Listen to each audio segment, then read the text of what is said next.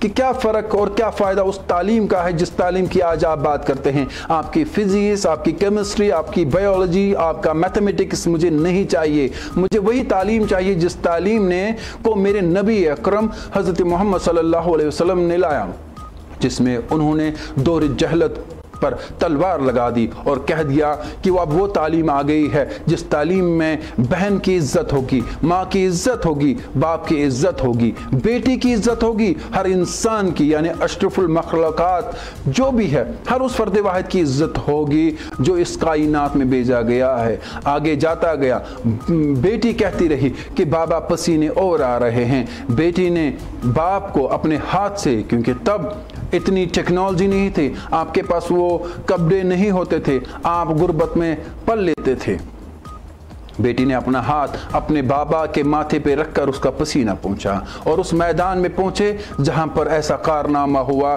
जो हमने गांदरबल में देखा।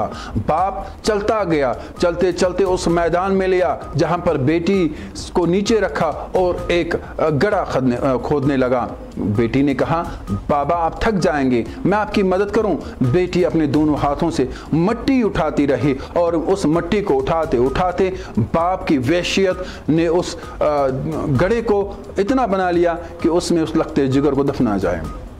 तुम किस तालीम की बात करते हो, तुम किस मुआशरे की बात करते हो। नाज़रीन किराम, मैं आपको 1400 साल पहले ले रहा हूँ, दौर जहालत की बात कर रहा हूँ। और जब बाप वो गड्ढा खोदने लगा तो बेटी ने फिर एक बार कहा कि बाबा आप थक गए हैं, और बाबा के हाथ न रुके, उसने अपनी लखती जिगर को उठाकर उस गड्ढे में डाल दिया। बेटी ने फिर कहा कि बाबा आपने मुझे इसमें खेलने के लिए डाला है।